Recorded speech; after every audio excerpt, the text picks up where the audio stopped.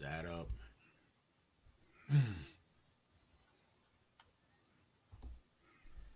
Hey everyone, welcome to another recording of the Polite Society podcast.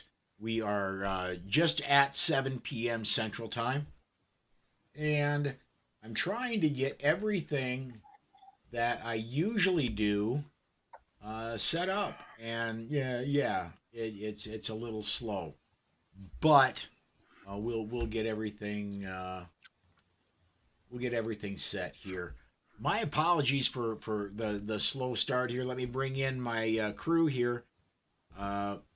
The guys joining me tonight, as soon as I get, there we go. As soon as I get everything set, Rob Morse of Self Defense Gun Stories and also does the Slow Facts blog, and John Richardson of the Only Guns and Money blog.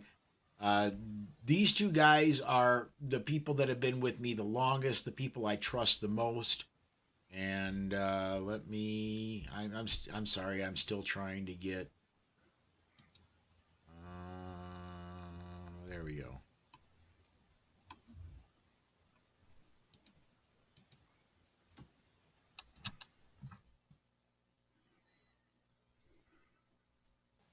Oh, great. I got it. We're going to be just a few seconds late getting the actual recording of the show started because I got to go find my darn phone. I got to have two-step verification to get the social media comments in. But we're going to be joined tonight by Yehuda Remer, and I'm going to go ahead and bring him in. Whoops. That's the button I want to do that. Yehuda is patiently waiting. And guys, I'm going to step away from the desk for just a second, get the phone so I can do the two-step verification, and then we'll get flying with the show. So while Paul's away, we could say all those sorts of things. And let's see, any great rumors about who do we want to start a rumor about? But whatever it is, be sure and call Paul for whatever the truth is that we didn't start the rumor about, right? Exactly. Well, I can tell you, John and Paul and Rob, I'm about to release my next book in 6 weeks. Congratulations! Is this another children's book? Is it? Yeah, it is. It is. It's a lot more fun. It's not necessarily an educational book. Okay. I can tell you guys kind of offline what it is. Well, but I'm at the very. Think. I know, that's why I'm not sure if we're offline or online. So I'm not going to say what it is, but it should be released hopefully just in time for the holidays, and it's pretty awesome. I actually got to collab. Well, I wouldn't say collaborate more.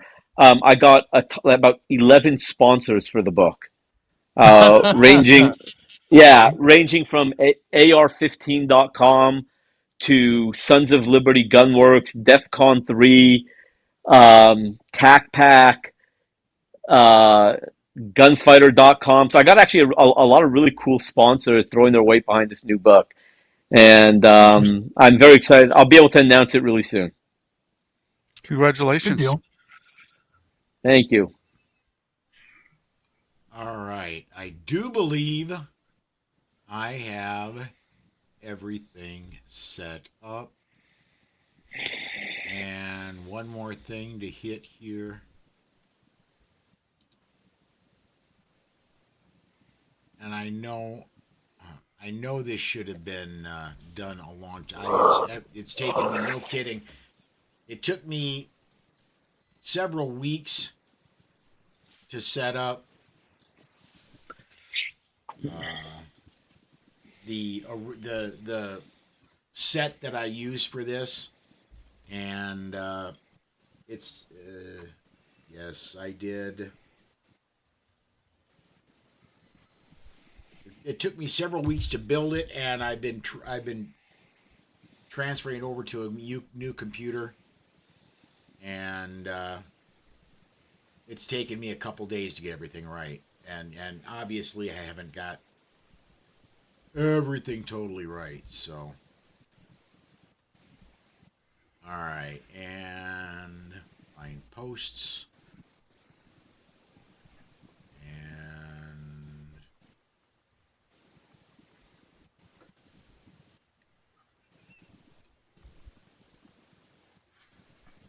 There we go. We are all set. If you are watching on Facebook or on YouTube, go ahead and comment on the live video. We'll get your comments up and we'll discuss them on the air. And I've already got a couple I want to highlight quick. There's some wild and crazy woman on Facebook who commented Susan loves Paul more, and I gotta change that in a second. She's absolutely wrong about that, but we'll kind of let her do her thing. I need to find. There we go. Setup. Box 3 is. Whoops. John. There we go. And then setup. I see two. I see two Johns. I cloned him. And that looks a little There's better. Rob. Okay. Last thing I need to test before. That looks good. That looks like it's going to work. So, all right. Guys, I think we are ready to hear Masada Ayub. What do you guys think? It's Wednesday, and here's Monday night's version of the Polite Society podcast. No kidding. All right, and we'll get into why that happened. We got into partially why it happened. We'll get into the full why it happened when we get into personal news, which we're going to be doing in just a few seconds. And here we go, guys. Masada Ayub in 5, 4, 3. Hey, gang, this is Masada Ayub from the Pro Arms Podcast. I'm here to remind you that our podcast is a member of the Self-Defense Radio Network. And I'm going to suggest you do what we do and check out the other podcasts at selfdefenseradio.net. Treat every firearm as if it's loaded. Never point a firearm at anything you're not willing to kill or destroy. Keep your finger off the trigger until you are on target and ready to fire. Always be sure of your target and what lies beyond it. Hey everyone, welcome to the Polite Society podcast. And I lost my darn show notes. Let's try going over here. Welcome to the Polite Society podcast, where we're going to be recording episode 678. And it's Wednesday, October the 11th, 2023. Not Monday, it's Wednesday, October 11th. I'm Paul Lathrop. I'm Rob Morris. On tonight's show, we'll talk with our guest Yehuda Remer about the terrorist attacks on Israel and what they might mean for us. I'm John Richardson, and continuing on with Israel, we'll talk about the dangers of gun control. So climb aboard. Strap in. And hang on. Episode 678 of the Polite Society podcast starts right now.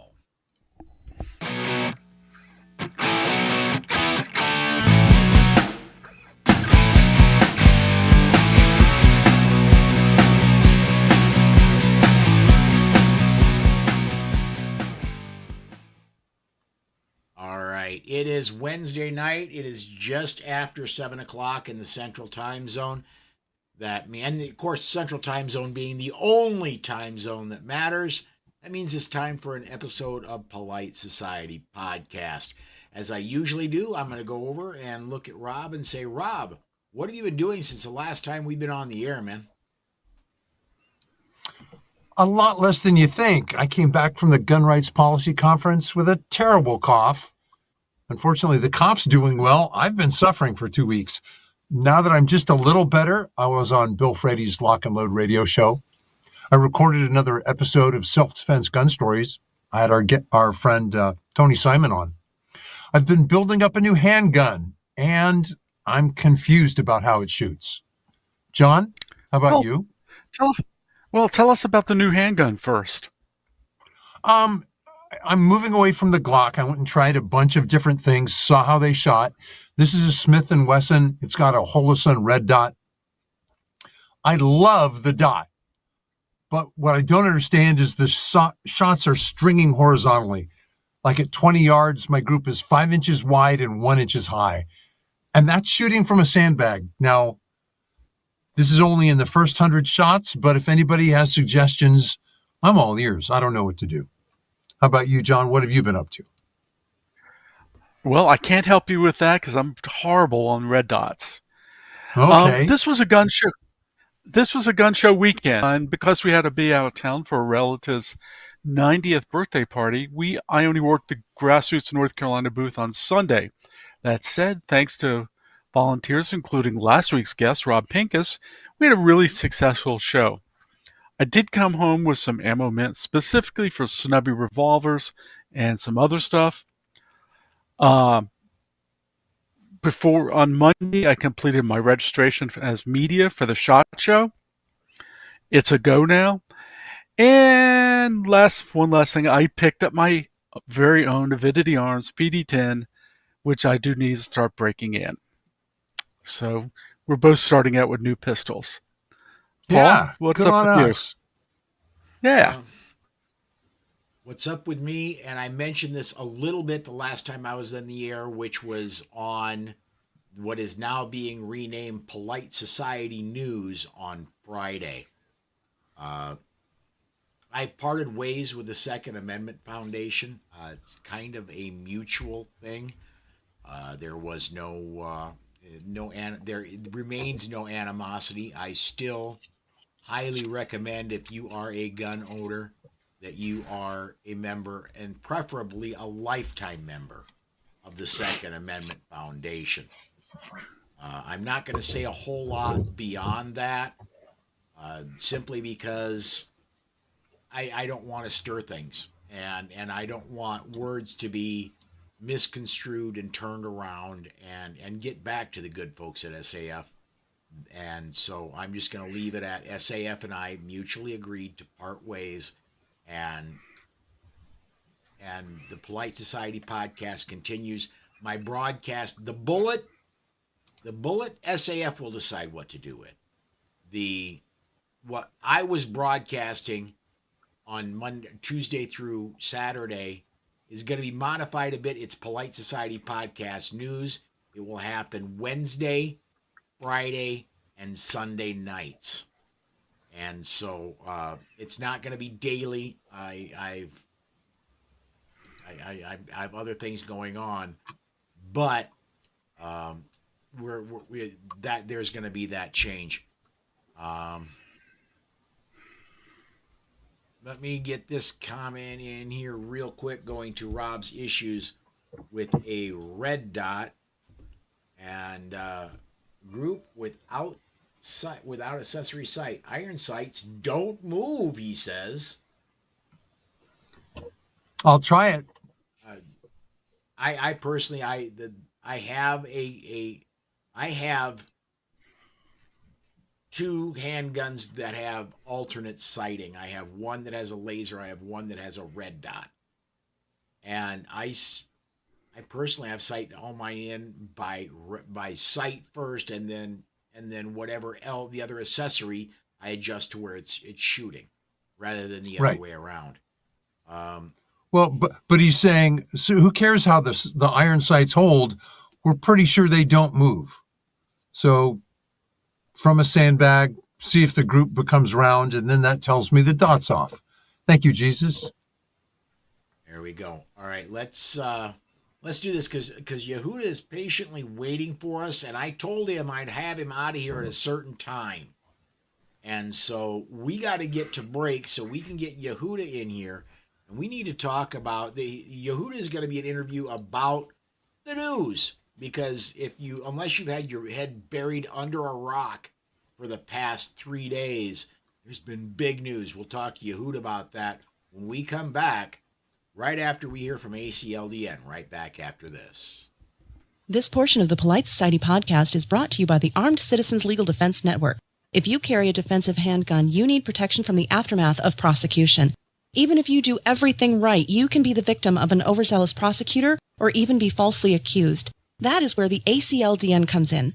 They provide immediate assistance when you need it most. If you find yourself under arrest, they immediately pay bail money and the retainer for your attorney.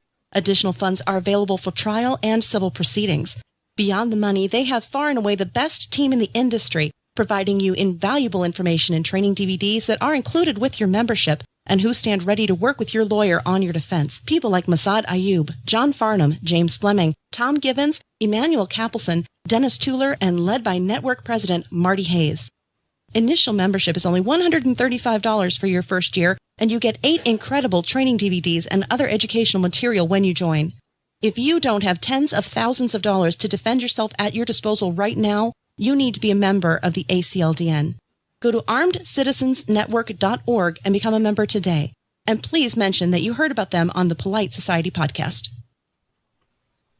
All right, we are back. And as I stated before the break, joining us, Yehuda Remer. Yehuda is, most people know Yehuda as the Pew Pew Jew.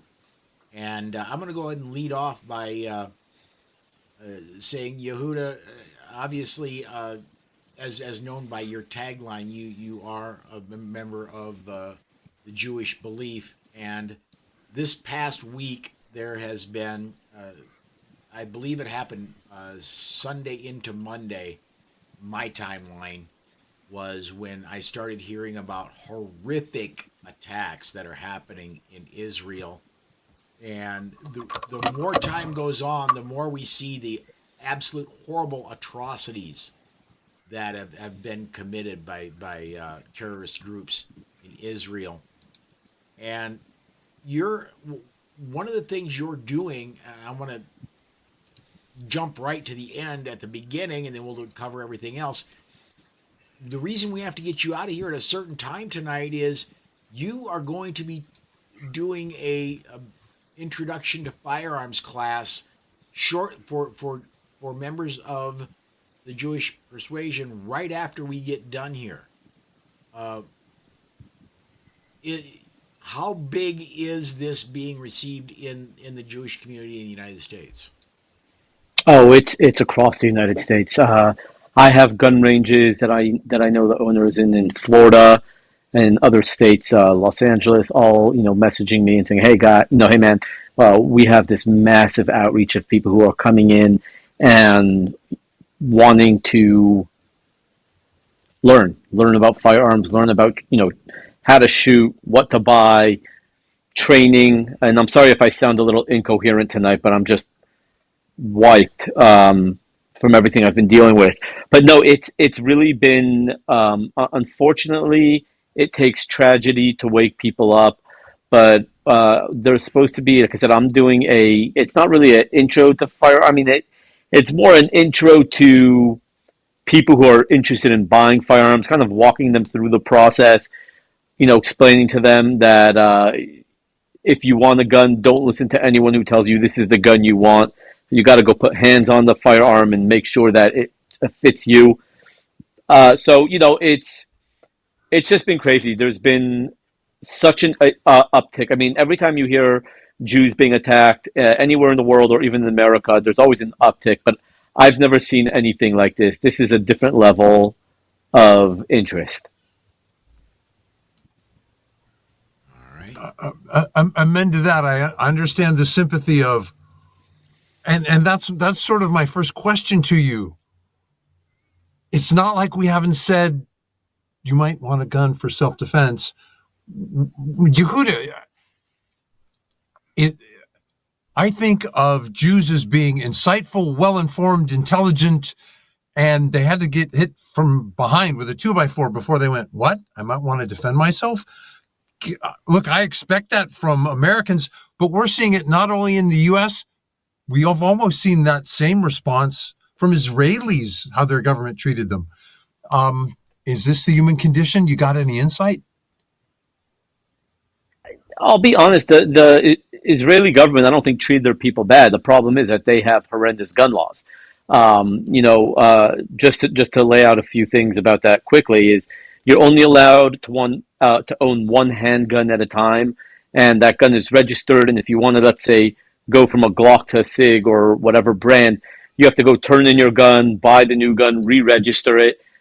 So that's a hassle. On top of that, as of a few days ago, you were only allowed 50 rounds of ammo in your home at any given time, which we see what happened. We clearly saw what happened when that's the case.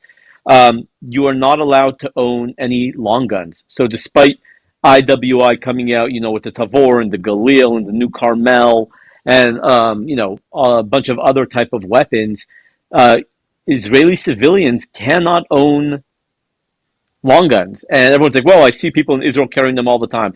Like, yes, those are either on duty soldiers or off duty soldiers. They have a weekend leave. They're still mandated to carry a firearm with them anywhere they go. But to the most part, if you live in Jerusalem or Tel Aviv, it is very difficult to get a firearm.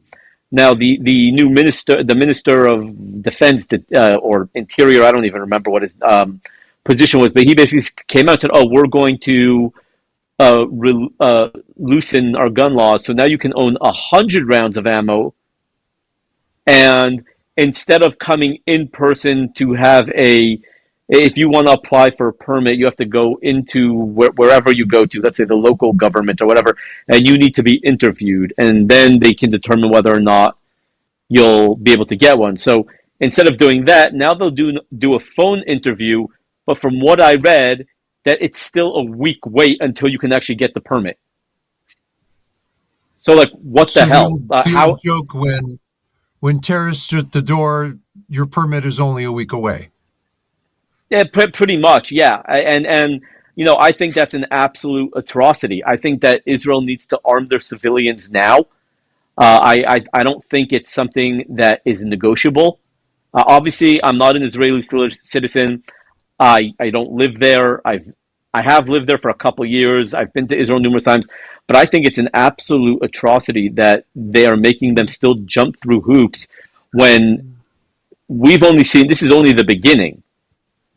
You have ISIS, or not ISIS. You have the Taliban, who was armed by Joe Biden, calling saying, "Hey, the minute you give us the green light, we'll march in there and eradicate the Jews." I think I saw that rockets from Lebanon were flying in today. I mean, this is a legit military operation from millions upon millions of people who want to see Israel eradicated. Yet the Israeli government still thinks it's smart to not arm their civilians, and I think that is like I said repeatedly, it's an absolute atrocity. And I'm not even coming from like, oh, it's the Jewish people. Like, these are just normal people who want to live their lives, who are being systematically murdered. I mean, we haven't seen deaths like this from perpetrated on Jews since the Holocaust. I mean, I think 900 people in 2 days, including beheading of 40 children. And when I say children, babies. I mean, it just boggles the mind, and I honestly don't have a response to it, because I think all of us have the exact same response, that it's absolutely absurd. One thing I notice about this compared to previous wars, say the 6 Days War or the Yom Kippur War, where it was the military that was attacked, whether it was the Syrians coming across the Golan Heights in the Yom Kippur War, the Egyptians coming across Sinai. This time, it was civilians in particular that were targeted, much more so than military targets. Well, not sorry, John, not even much more so. Completely. I think there was one military target that was attacked, but they literally came in on a Jewish holiday and murdered hundreds. One of the questions that had come up, people had asked me, and I know that a lot of the attacks were on kibbutzes. For people who do not know what a kibbutz is, could you define what a kibbutz? I mean, it seems to be a strongly Israeli type of community. Think of it, the easiest way to understand it. Think of it as like a commune. Just like, area where people live, all work together, almost like a socialist utopia, if you will, but not necessarily socialist. But everyone works together, chips in, and it's just like a lot of times it's a gated community quasi-city town, if you will, that, people live their lives normally. Okay, thanks. Let me get some comments in here quick. And first, I'm going to get. We don't have the name for this one. Just coming off of a group in Facebook. Says this guy knows what he's talking about. Glad to hear from him. And Thank you. Carrie Ann, Sisters in Arms of Firearms Store. Carrie Ann, who is quite often with us and joins us as a member of the staff, says the Minister of National Security announced Sunday today. I directed the Firearms Licensing Division to go on an emergency operation too, and I think this is something you mentioned earlier, is that they're going to open up licensing, but it's still licensing, and it's still handgun, and it's still 50 or 100 rounds. I'm just So I think I did hear that they might be passing out some long guns, but again, waiting a week is I mean, we saw what they did in 36 hours. Imagine another week. yeah. Mm-hmm. Yeah, absolutely. Paul, do you have another question, or can I throw mine in? Yehuda, is one segment of American Jews more interested in firearms than the other? We, from the outside, they're American Jews, but you guys that's a huge spectrum. That's not monolithic. Right. So this is like a whole podcast in itself, and I'm happy to come back on. But in a very brief description, you have Orthodox Jews, you have conservative Jews, and I don't mean politically conservative, and then you have Reform Jews. Now, a lot of Reform Jews, and this is not a blanket statement for anyone that's watching, a lot of Reform Jews and a lot of conservative Jews tend to be a lot more liberal. So you have a lot of them being anti-gun. Orthodox Jews themselves fall into like three categories, maybe four. You have Jews who are pro-gun, pro-Second Amendment, but don't want to have, and again, Orthodox Jews, pro-gun, pro-Second Amendment, but don't want to have anything to do with guns. They don't want guns in the home. They don't want guns around their kids. Then you have your closet gun owners who will buy a gun, maybe go to the range and, think that they're safe and stuff because they have a gun which they think is a magic talisman. Then you have your Jews who actually do go out and train. Now, when I say that, I'm talking about a like 1% of all Orthodox Judaism will go out and train and get some decent training. And then I can probably count on my one hand the amount of Jews who are doing what I'm doing, being vocal, being out there, not afraid to stand up for the Second Amendment and advocate for it. I may be saying something that's outrageous and wrong, but all week long I've been drawing lines in my head. Israel seems to be slowly stepping towards arming citizens. Ukraine, you want a full auto machine gun? Come get one. Come defend your homeland. Just the differences between the two are striking in my head. Agreed. Like I said, I understand Israel has been very apprehensive for years. I mean, for as long as I've known them, to have very draconian gun laws. I get it. They have very little gun crime. There's no school shootings, or not that I know of, and I understand that. But we see it all the time. We say it all the time here, right? The only thing that will beat a bad guy with a gun is a good guy with a gun. And Israel touts themselves to be the good guys, which I 100% believe. But if that's the case, they need to fight fire with fire. Now, I get we have the IDF, but they are only so big. And if you get the civilians involved, they will be able to patrol the streets and let the military do the heavy lifting, going into Gaza, carpet bombing the hell out of them, doing what needs to be done to eradicate Hamas off the face of the planet once and for all. Yehuda, correct me if Um, I'm wrong, but oh, I was going to just say Israel has virtually universal conscription where both men and women, with few exceptions. So most Israelis of a certain age, whether they were younger or older, have some experience with firearms. So to go to your point, you have people that are trained. It's foolish not to take advantage of that. No, 100%. I believe that once you're out of the military, you're in the reserves up till 45. So I have a cousin right now who's on the front lines who did his 3 or 4 years in the military, got out, married a beautiful girl. They have two little kids, and he's on the front lines.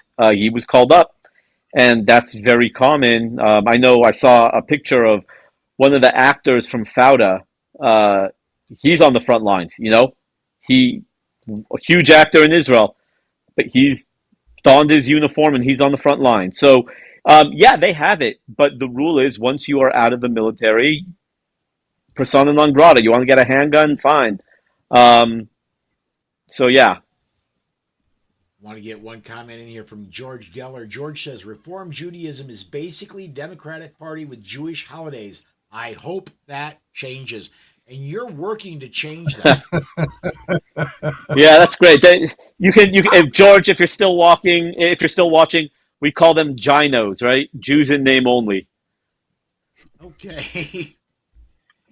um, one of But the yes, things, I'm trying very hard to change that. one thing that entered my head as you were starting to say that, and you have a T-shirt out that's available. I believe it's probably one, at least recently, one of the very top selling T-shirts on your website has got to be the one that says "People with ARs don't get in cattle cars." A very Uh, powerful statement, yeah, and I think it still at this point speaks to people with ARs don't have their children beheaded in their homes. And I'm sorry if that's offending to some people, but that has been happening. no, that's 100%. Yeah, people with ARs don't get in cattle cars, and I love that shirt.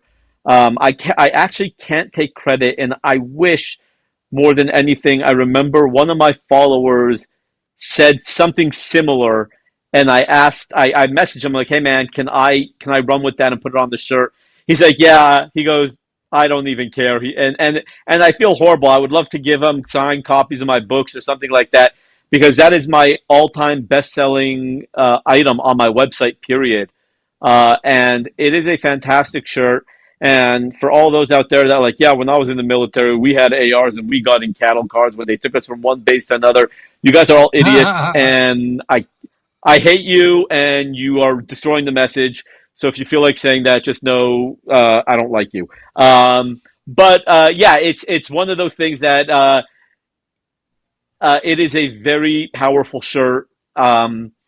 And I always get looks when I wear mine.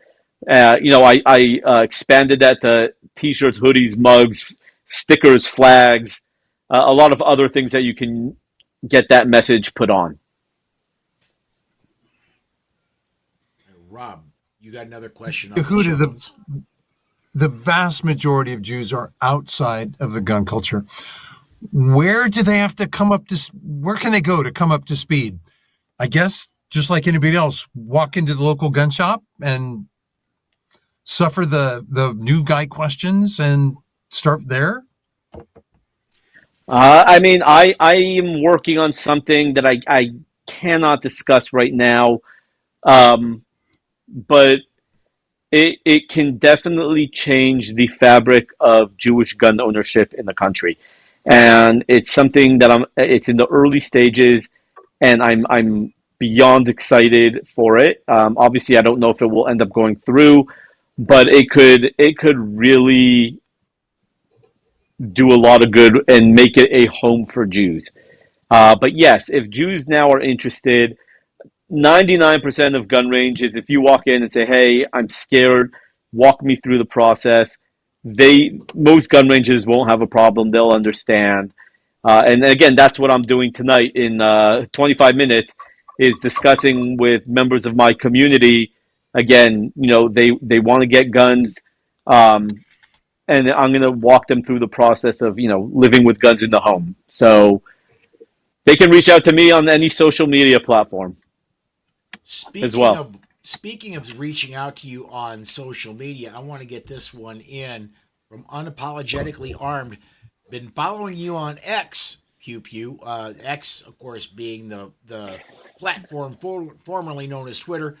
You have put yourself in an incredible position to be the information resource to your community. It's now scrambling to avail you themselves out of fear and desperation. And unapologetically, it doesn't show up on screen, but finishes it up with "bless you." Well, thank you, Unapologetically Armed. I don't know if you saw my post that I wrote a couple hours ago, but basically said, it took for the last 7 years, it's always been about me. I mean, I'll even read it because I think some people didn't get the idea of the post, but where's here? For 7 years, it has been about me. For 7 years, I've worked tirelessly to build my brand and reputation.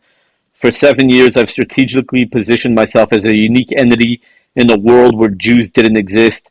In the last 2 days, all the hard work is paying off. So I am now in a position where through my hard work, I had 3 people today alone call me they have siblings fighting in Israel, and they want to get plate carriers, or actually the plates, sent to their siblings in Israel. And I've been able to use connections to hook them up with companies that are able to get them. I've been able to, secure ammo for people at a good rate. So I've all my hard work. Again, I wish it wasn't the case. I wish, people were coming willingly and not out of fear. But I'm not a person who will judge why and when a person decides to get a firearm. If someone, I always will check my ego at the door. I have people contact me today who for years have been calling me crazy and a gun nut, and I'm nuts. And I'm going to check the ego at the door. I'm going to help them with what they need, and once they get into firearms, then I'll go after them and make fun of them and make them apologize. But until then, I'm checking the ego at the door and ensuring that Jews are safe. All right, one more Please. here, and this will lead into my next question. C&T Designs and Arms says, and buy Yehuda's new book. I love Will at C&T. He and I have become good friends. I try to keep my private life. I'm very secretive about keeping my private life and business life, separate. But C&T Design will. He has been allowed into my private life, and I think I got the much better end of the deal. He's been helping me with a few projects for my kids. He does amazing metalwork design, so he's been doing some stuff for my kids, and I definitely got the better end of the deal because I traded a couple, designing a new logo and a couple signed books for what he did for me. And but he is a really good guy, and actually someone I enjoy talking to on the phone because he's kind of got the same sense of humor that I do. Yeah, that's dangerous. Coop comes in, Exactly. helps me on the weekend broadcast. I'm familiar with Coop. I enjoy interacting with him when he's able to come and join me on the weekend broadcasts.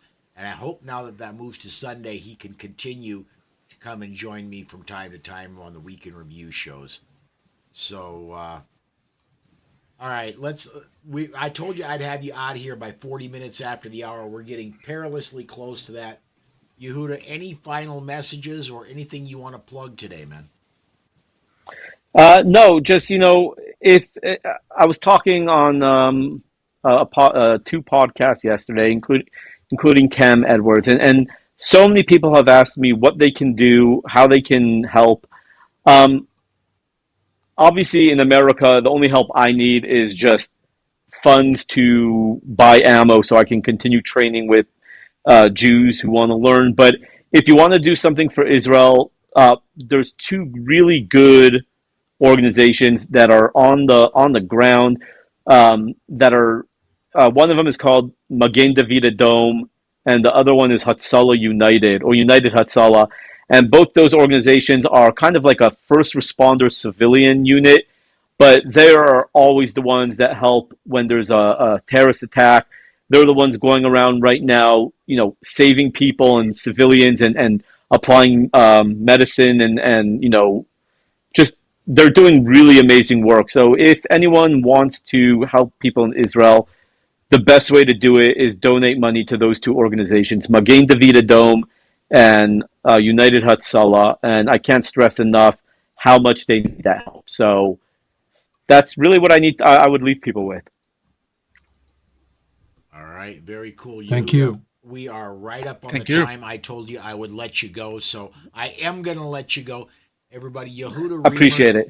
go find. He's Pew Pew Jew everywhere on social media. He's got an Instagram following that I think on Instagram he's bigger than Trump.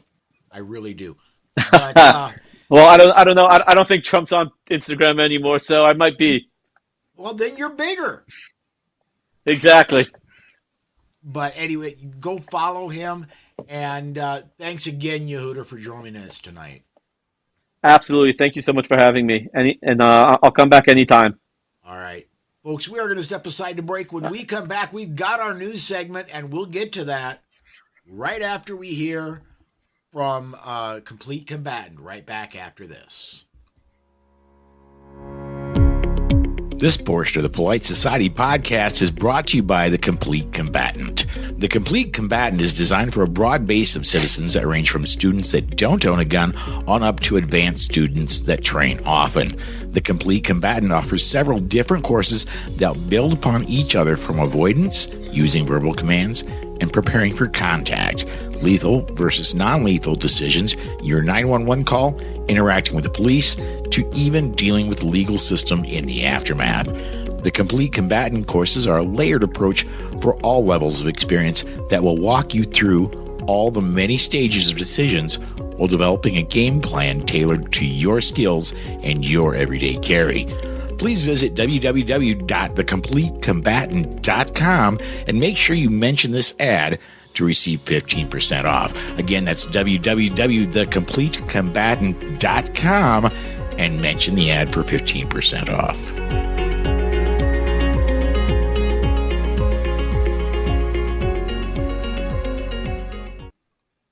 All right, we are back. This is the news segment of the Polite Society podcast. I'm just going to go ahead and I'm going to lead things off. Those of you who've been watching or listening to the Polite Society podcast recently know that I've been using AI, but in the switch to get everything moved over to the new computer, I didn't have time to have AI programmed to read all the news stories. So we're going to do it ourselves tonight. Rob, do you want to take the first one, man? On Saturday, the terrorist group Hamas attacked multiple places across southern Israel. That's why we have AI. Their attack was on both military and civilian targets, but predominantly civilians. An estimated 800 plus Israelis were killed. Many more were wounded. Over 100 were kidnapped as hostages. Many of the victims were children. We talk about gun-free zones on this podcast. A music festival called Supernova was targeted, even though it was isolated in the Negev desert near the border with Gaza. Firearms and sharp instruments were forbidden by festival organizers at the concert. When Hamas attacked, the festival goers were defenseless. So far, out of that concert, 260 bodies have been recovered. Many assume that Israeli civilians are well armed. That's profoundly wrong. While many, both male and female, have served in the IDF and continue to serve as reservists, very, very few civilians are allowed a private firearm or allowed to carry in public. It's estimated that only 2.5% of Israeli adults have a firearm permit of any kind. This allows them one firearm, a handgun, and to have 50 rounds of ammunition in their home, maximum. As a result of the attacks, Israel loosened their gun control laws. Israeli Minister of National Security announced on Sunday that he'd ordered officials responsible for issuing gun license to broaden their standards. Let me give you a quote. Quote, today I directed the Firearm Licensing Division to go on an emergency operation in order to allow as many citizens as possible to arm themselves. The plan will take effect within 24 hours, but the new licenses will take over a week to be issued. Now, this is translating from Hebrew. Bear with me. He will also allow permit holders to have, now it's up to 100 rounds of ammunition in their home. I'm going to editorialize that many of us use 100 rounds in a single IDPA match or trip to the range. The new regulations are still incredibly strict. Carry is primarily restricted to your own residence in an eligible settlement. Rifle veterans, officers with the rank of lieutenant and above, and combatants with the rank of major and above in the IDF and in the security forces, firefighters, policemen, workers, and volunteers in the rescue forces, they're allowed to be armed. That doesn't make sense to me. As Michael Bain warned many times, in times of unrest or natural disaster, we're on our own. John, what do you think? Well, after our interview with Yehuda, it got me to thinking about a parallel instance, and it was the Pulse nightclub attack and the gay community, and how in the aftermath we now have, just like with the Pulse nightclub, we have people wanting to be armed. Perhaps we need something like Operation Blazing Sword for those in the Jewish community who need an introduction to firearms, who want to know some more. Whether or not they ultimately decide to get armed, at least they would have some education and information and maybe a little bit of training. Rob? There's some good news in that regard, John. 40% of us in the United States live in a home that has a firearm. I think we're easy to find. Now, that's just because all my buddies are posting their targets on Facebook. So we're not hidden. And I think many of us would bend over backwards to teach their neighbors who don't feel safe how to defend themselves. Paul, what are you thinking? I was just, as you were reading this, I remembered a social media post by,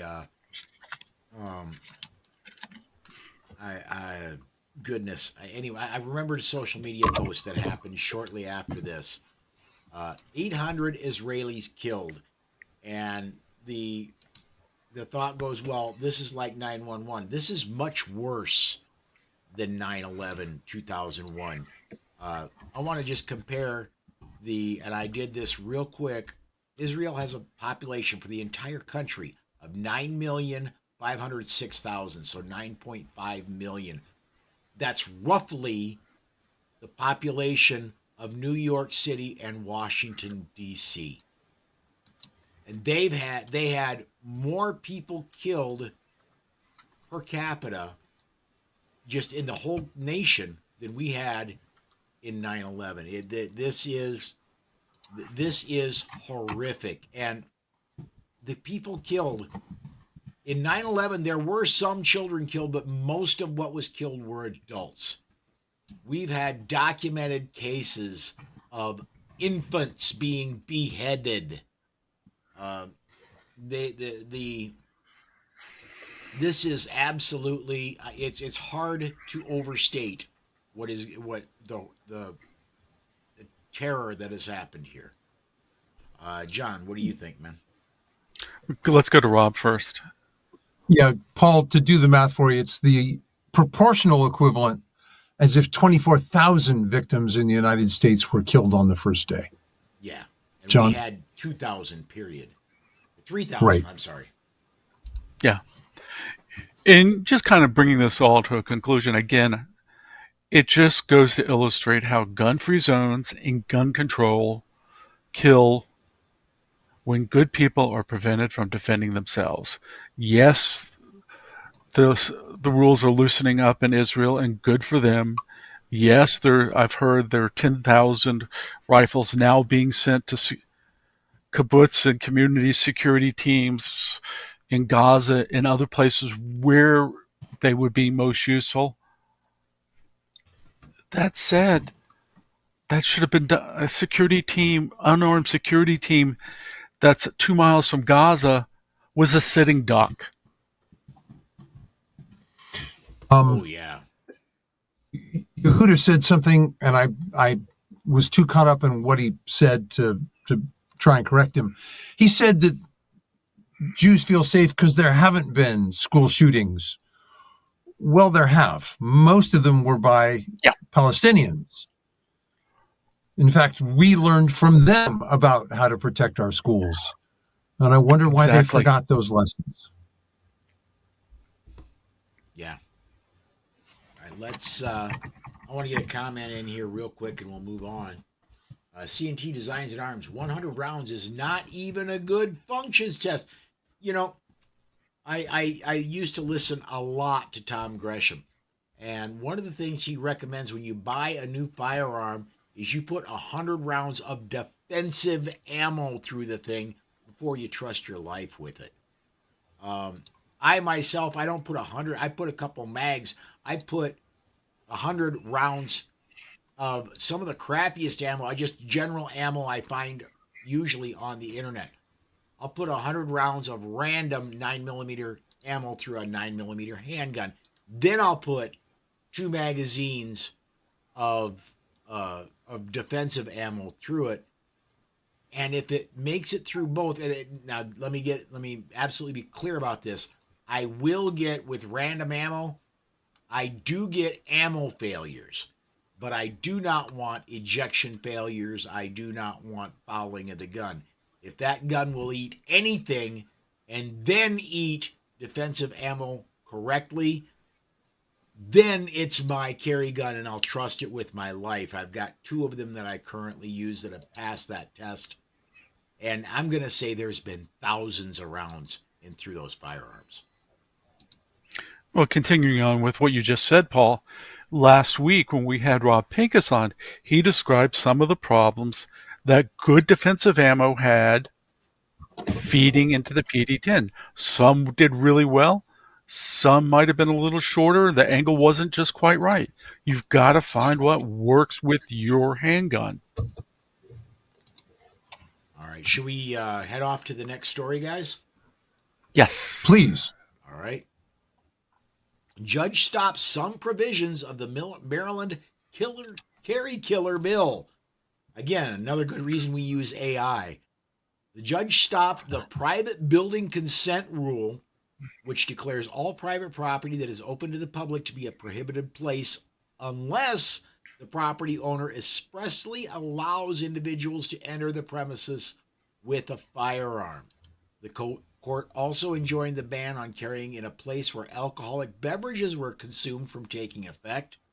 The court rejected the state's argument that establishments serving alcohol do not become sensitive places merely because they attract crowds that would effectively make every place where people gather a sensitive place. The Supreme Court deliberately said that being around other people does not remove your right to self-defense. The court also stopped the ban on carrying at public demonstrations. The court rightly recognized that 6 out of the 13 original colonies required their citizens to go armed when attending public assemblies, and the law was completely inconsistent with that historical tradition. So some good news for Maryland. John, you're up first in show notes with a comment. What you got? Yeah, and if I understand correctly from what was allowed, where this was not enjoined, where the carry restrictions are still effective, it includes state parks and state forests. And all I can think about is how many, and I hate to say women, have been attacked or just how many people in general have been attacked. They're out running, they're out hiking by themselves or in a small group. There's nobody there to help you. You're out in the middle of nowhere half the time, and it's a place where you would need to be armed and not defenseless more than any other place. I know here in North Carolina, we had to change the law so that you could be armed in state parks. Rob? This is speculation, and I wonder if this case will be treated like similar cases that we saw in the Ninth Circuit and the Second Circuit, if the stay will now be overturned by the full circuit court. Anyone care to speculate? John? Yeah, I do, because this is in the Fourth Circuit, which I live in. In days gone by, I would have said the stays would not have been overturned, but during the Obama administration, the Fourth Circuit went left, which is sad because Obama had more appointees, and some of the senior judges in the Fourth Circuit, well, some of the older judges went on the senior status. It's not the conservative. It sure as heck isn't the Fifth Circuit. Let's just put it that way. I mean, I would love that our judges in the Fourth Circuit would be like the Fifth Circuit, but I know they're not. Yeah. And while we're speaking of circuits, I want to just interject quickly. News did come down that the Ninth Circuit has done, shall we say, the Texas two-step, even though they're a long ways from Texas. The Ninth Circuit did decide to take on an emergency appeal en banc. The entire Ninth Circuit took the Bonta v. Help me out, guys. Duncan v. Bonta. Duncan v. Bonta. Thank you. Took that case up on appeal and has already overturned, not overturned it, but has already granted the state of California's request for a stay on the order pending the full hearing of that case before the en banc. That is going to take probably a year to go through. And so the state of California, if you live in California or any other of the states in the Ninth Circuit, you're going to have to wait probably about another year before this can be kicked up to the U.S. Supreme Court and Judge Thomas can get his shot at it. Paul, can I make one correction here? Yeah. In the Ninth Circuit, you do not have all the judges participating in an en banc hearing. Right. In this time, because it's such a large circuit, they have 27, 28 judges. Here you only have 11. More importantly, it's the same 11 plus one got replaced who heard Duncan v. Bonta back in 2019, which the Supreme Court took on certiorari and sent back, remanded back to them and told them, in light of Bruin, you need to get this right. And so they pulled it up again. They said, oh, we were the ones who had it originally, so we should be the ones hearing it. Yeah. And this will, a right, and there was some sarcasm there. Right denied. Yeah. And I wonder if the appellants can ask the U.S. Supreme Court to review. I think they could. And I think there may be some cause for an emergency appeal so that it can be heard. The cases for this session have already been, they've already been chosen. The oral arguments start late this month, early next month. So there's still the shadow docket. Yeah. Mm-hmm. All right. Let's see here. Let me go to see if we got any comments come in. No, we're good there. Rob, why don't we go ahead and talk about this Miami State Senator? A Democrat senator from Miami again called for repeal of Florida's Stand Your Ground law. It sounds like he got his talking points from Bloomberg. That prohibits this is how it goes. His proposal prohibits the use of deadly force by a person who knows that he or she can avoid the necessity with complete safety by retreating. That's a synopsis of his SB 96. Does anybody know anything with complete certainty? No. No, but I'm Not when my door gets kicked in. Everything's up for grabs. I just want to know how large a campaign contribution he just got. Oh, Right. Yes. do I know with complete certainty I can retreat? No. Is there it's going to Rob's scenario if somebody's kicking in my door? If I go to retreat out my back door, am I certain there's not somebody back there waiting for me? The average home invasion is done by, 2.3 people? So, right. Yeah, am I sure he doesn't have a friend out back just waiting for me? No. Am I sure that I'm going to be able to, in a public arena, am I sure what's beyond that escape door? No.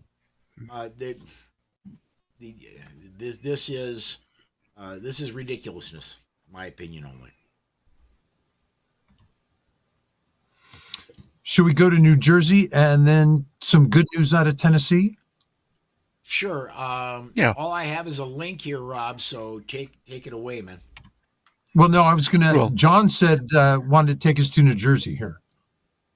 Yeah, a New Jersey judge said that CAD files are not protected speech, and it was in a case brought by the Second Amendment Foundation and Defense Distributed. And the CAD files in question were the CAD files used to do 3D guns. And it brings up the question, is digital music protected speech? Are TV signals protected speech? Are works of art or sculpture still protected speech? Is a piece of plastic that requires modification and machining a firearm? What about any manufacturing CAD files? This is me. Any manufacturing CAD files or works of an architect who designed using AutoCAD or one of the CAD programs. Is that protected speech? I'm sure this case will be appealed, but I would call upon every manufacturing firm, the U.S. Manufacturers Associations, they need to get involved in this. It is not just firearms. Rob? If it's not protected speech, does it still have patent protection? Or copyright? I don't know. Yeah. Okay. Right. Patent is typically for artifacts or processes, and copyright is typically for literature. But right. This raises more questions than it actually answers. Yeah, what about CAD files, the code that is then printed out in a document, the book itself? Is the book not protected speech?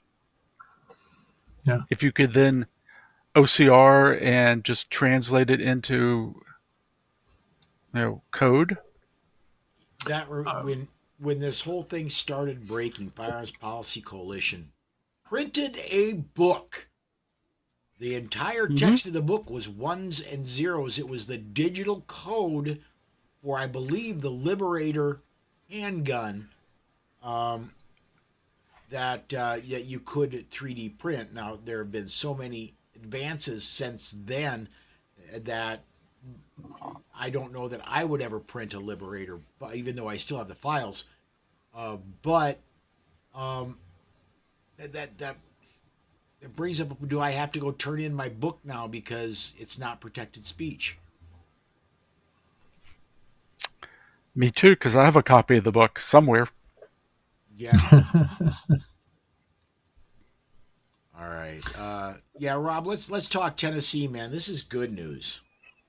Smith & Wesson, the firearms manufacturer, opened the doors of its new manufacturing building in Tennessee. It's beginning to move its operations from Massachusetts. S&W is investing $125 million into new plants and equipment during this move. John? Yeah, the new location is in Maryville, Tennessee, which is just outside the Great Smoky Mountain National Park. It's a beautiful, just south of Knoxville in East Tennessee. And the governor was there, obviously lots of politicians. And I understood that students demanding action along with the demanding mommies marched against it. And the leader of it was from from Vanderbilt. Like, yeah, well, obviously he didn't go to UT, so whatever. And just again the astroturf of those ground the grassroots. They're not grassroots. They're astroturf. I would bet you every person that was there demonstrating was paid and had their transportation provided for them. They were protesting against. And the T-shirts were provided as well. Yeah. I will say this for Tennessee. I mean, it's not just Smith & Wesson that they've attracted. They've attracted most of the manufacturing operation for Beretta, the U.S. manufacturing. We know they still do tons of stuff over in Italy, but they moved down from Maryland. You have Barrett, which is just south of Nashville. They started there. Oh, I'm trying to think. But in general, you're seeing manufacturing companies leaving anti-freedom states. Whether it was a small company like Les Baer left Illinois, crossed the river into Iowa. You see Smith & Wesson coming south.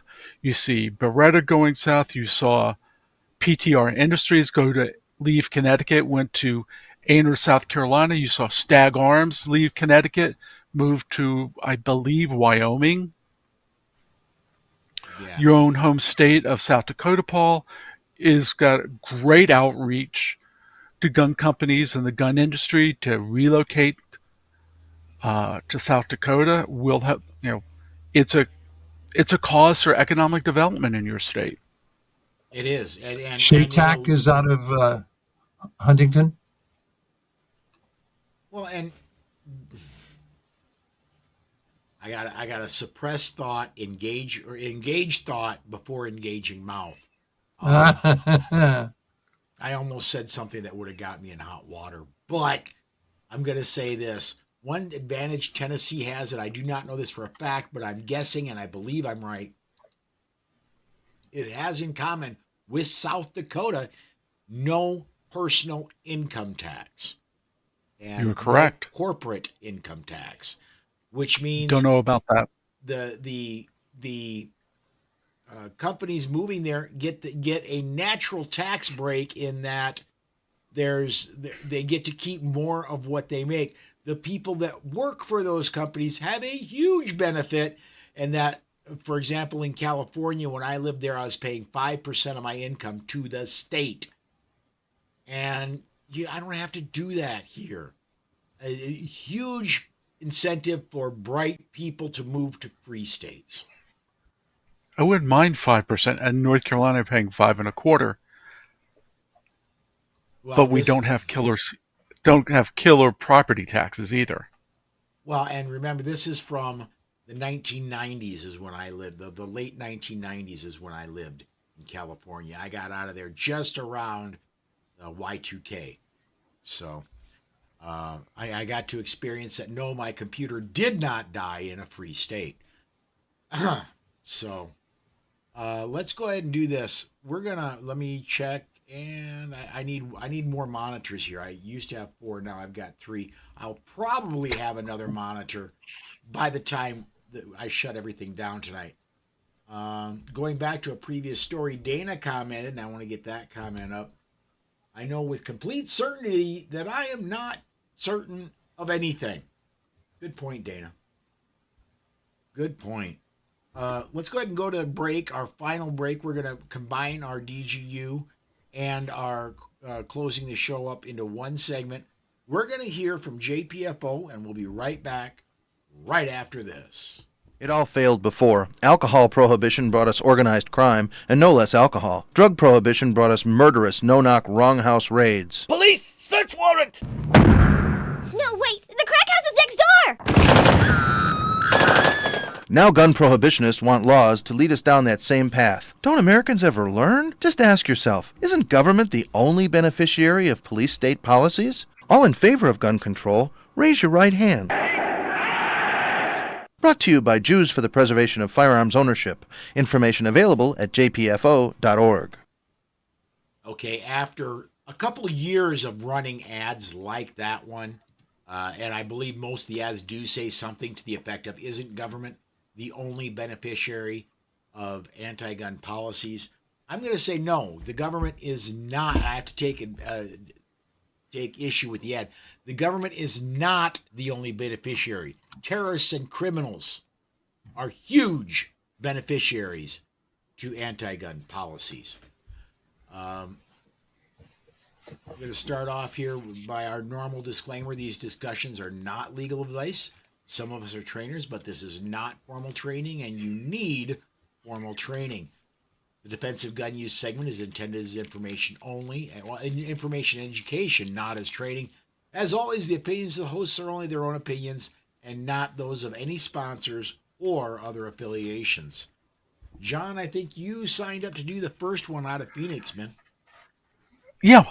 Phoenix police were called to the South Phoenix area after a reporter's shots fired. It was after 2 a.m. in the morning. While they were in the area, a police helicopter spotted a vehicle speeding away from the area. Earlier that evening, a man was at home when two armed strangers broke into this house and pistol whipped him in the face. The man broke free and ran to the back of his house with the two intruders right behind him. Fortunately, he grabbed a semi-automatic rifle and began firing at his attackers. The pair of thugs decided this place was not the place they wanted to be. They ran from the home, but not soon enough to avoid being shot. The resident told police he believed he had been set up at another location. The person came over to his home after getting the address from the man, and after 45 minutes, they left. Afterwards, they texted the man that they had left something at the home. When they returned to get the item, the attack happened. When police pulled over the speeding car, they found two of the three people in the car had been shot. A 19-year-old woman and a man had been shot. She later died at the hospital. The 23-year-old driver was taken into custody. The driver and the surviving home intruder have been charged with numerous felonies, including first-degree homicide.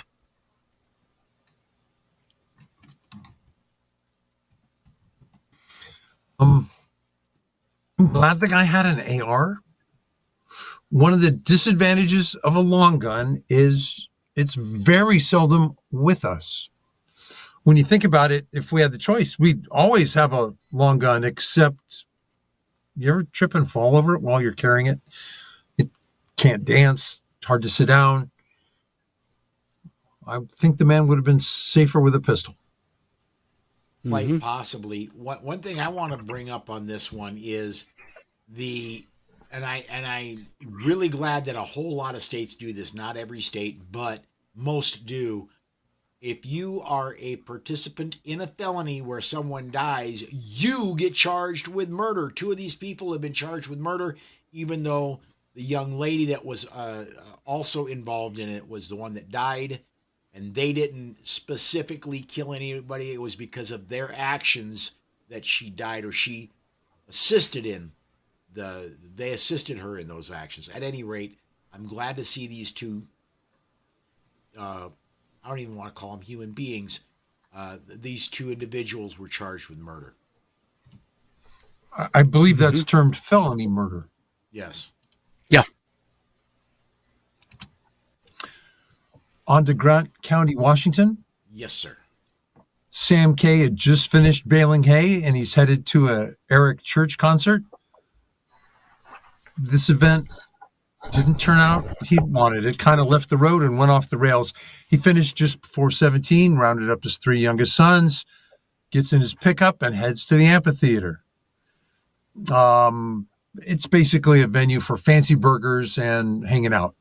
They're passing a farm store that he leases, and he's in the process of purchasing that store when he spots a small car outside the building. Well, that set off some bells in the back of his head. So Sam K pulls over, he parks the truck, walks over to the car and looks in. On the front passenger seat, there's a gas can. In the back, there's a massage table and a weed eater, along with a few other items. He goes, I'm trying to figure out what kind of party that looks like, and it seemed more likely that the items were stolen. The property was silent and didn't appear to be anybody inside or nearby, but he went back to his truck and got his gun. He also called 911 and said, guys, I think there's a burglary in process. He walks toward the corner of the building, and he sees an intruder. As he cleared the corner, one man was closer to him, and another individual armed with a billy club starts to run him down. He points his gun at the attacker and uses the best command voice he can drum up and says, get on the ground. One of the two attackers complied.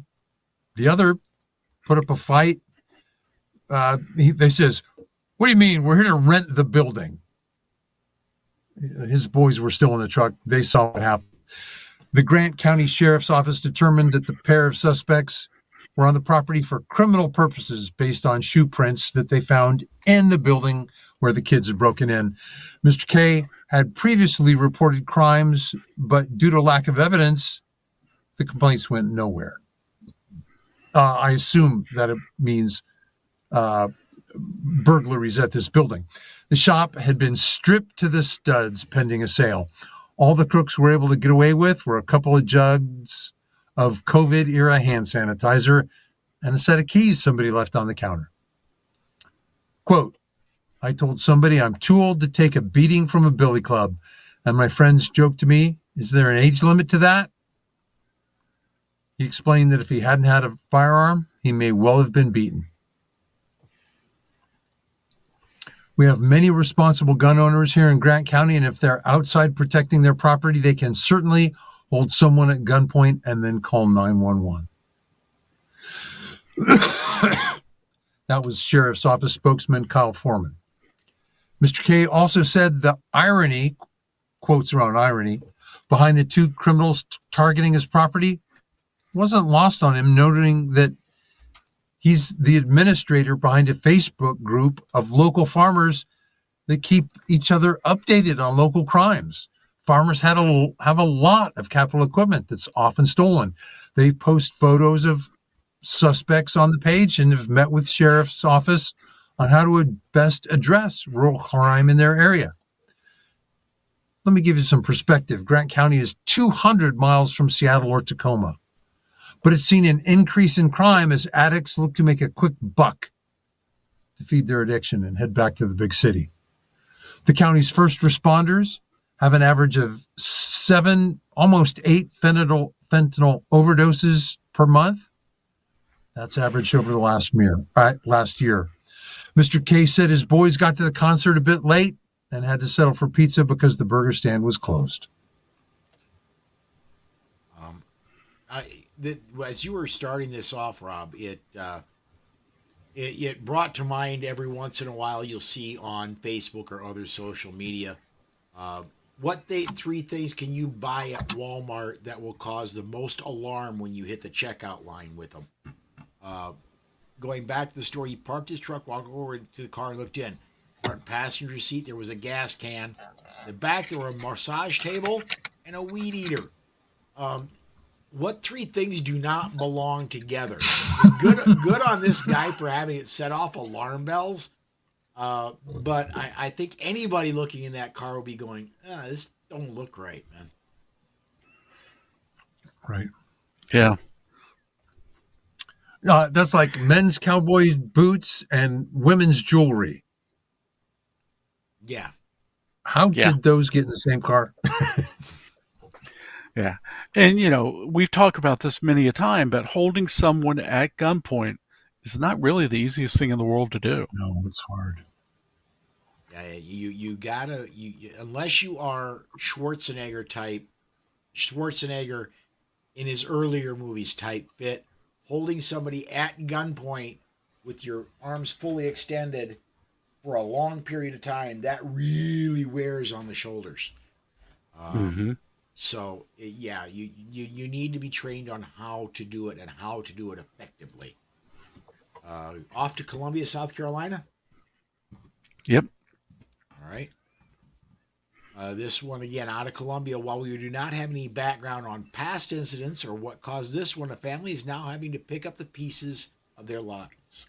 A fight between a 40-year-old father and his 17-year-old son turned from verbal to physical. The father punched his son and placed him in a chokehold. He then overpowered the son and forced him to the ground, where he continued to choke the teen. His mother attempted to intervene. As she was making her attempt, the son produced a handgun and fired shots and hit his father in the upper body. The father died at the home. Any injuries or the medical condition of the teen have not been reported, and deputies reviewed video footage and spoke with multiple witnesses. They provided consistent accounts of the incident, and the gun belonged to the mother. No charges will be filed as the shooting has been determined to be a justifiable homicide. This family will never be the same, said Sheriff John Lott in a press release. Our thoughts are with this young man and his family as they begin to process and heal. Rob, I'm going to let you go first on this one, man. You're in show notes. Yeah, by the way, that was Sheriff Leon Lott, not John Lott. Yes. But that's okay.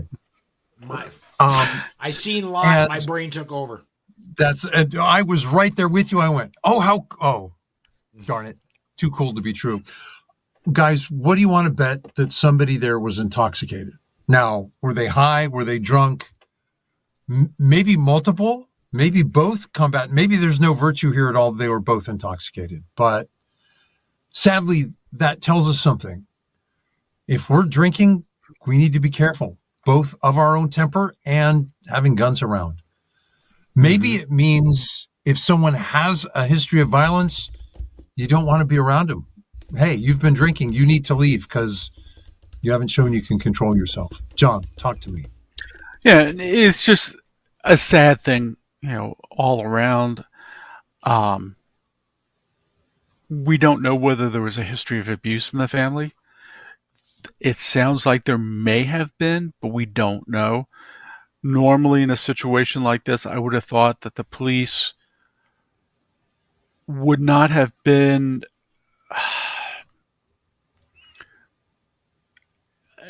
given that we don't know there was a history of abuse, but I don't think they would have normally ruled it a self-defense shooting so quickly. And just leave it at that. Paul? Everybody here is an advocate for self-defense. And quite a lot of the time, when you take training for self-defense, it's the assailant is a random person. Somebody kicked your door in. Somebody is accosting you at the ATM. Somebody is trying to rob the store while you are there. What is almost never in a scenario discussed is your father is drunk and starts choking you out. Could you shoot a family member if your life were truly in danger? And for a lot of us, that answer to that is no. I can quite honestly think myself, there's one person on the face of this earth that comes right to the top of my mind. I could not shoot her even if my life were in danger because of her, and that's my wife, Susan. Most likely my sons Michael and Robert are right there along with my daughter Amanda. However, it's something it's painful to even contemplate, and for this kid to have actually carried it out. Wow. Mm-hmm. All right, let me come down here and check. We're still good on comments. Let's go ahead and we're going to shift gears here. I want to talk about what we've been doing in media, with media. Rob, as I normally do, I'm going to start with you. What's been going on over at Slowfax, man? I wrote about Israel disarming its citizens. about Hillary Clinton saying that Trump voters need re-education camps to be deprogrammed, and about President Biden's lies about guns and how our president ignores the amazing virtues of American gun owners. You can find those articles at slowfacts.wordpress.com. Paul, you had a comment. Yeah, I do. I seen on social media a smart aleck post, which are the ones that really tickle me the most. Is my health insurance going to cover that reprogramming, or do I have to pay for that out of pocket? Right. And what's the deductible when I'm being sent off to the labor camp for re-education? John, tell us what's new at your blog, No Lawyers, Only Guns and Money. Well, after I do ethnic cleansing, get Pol Pot out of my brain, I've reported in the past that the New York Attorney General's office took notice of former NRA First VP Willis Lee's critical post on Facebook and other social media. As I said, they want him to submit to a supplemental deposition. However, he and the NRA are balking at that, saying that his comments were nothing new. And I reached out to a number of former directors, and they disagreed. On Tuesday, Judge Joel Cohn issued an order saying that Lee would have to sit for another deposition. Moving on, the terrorist war in Israel is a reminder that you are on your own. The government is relaxing, and we just talked about that extensively. So I'll just move on from that. Finally, some good news. Manticore Arms is leaving Illinois for the gun-friendly state of South Carolina. And the move starts later this week, and good for them. It feeds right into what we were saying about Smith & Wesson moving down to Tennessee. Companies leaving anti-freedom states, going to gun-friendly states. That and more is at onlygunsandmoney.com. All right. I do want to remind everybody as we're on our way out the door, if you are a member of Facebook and you're so inclined, come look us up. There's a Facebook listeners group there. Just search for Polite Society Podcast Listeners on Facebook. That does wrap up another episode of the Polite Society Podcast. We'd like to thank our guest, Yehuda Remer, for joining us tonight. So for Dana, John, Susan, Amanda, Robin, Charlie, Carrie Ann, and Rob, until next time, stay safe, be aware, and we'll see you down the road.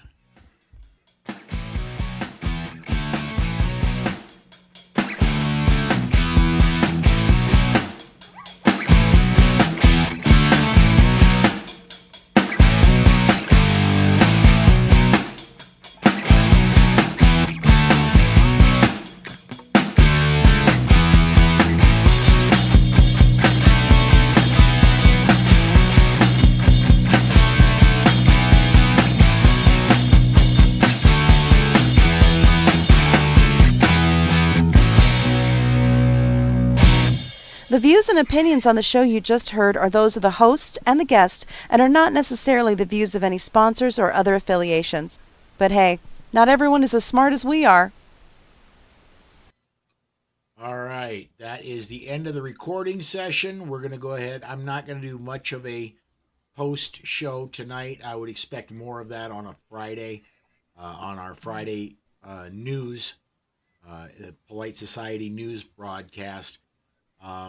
And if you're still watching us at this point, I'm going to say thank you for continuing to follow.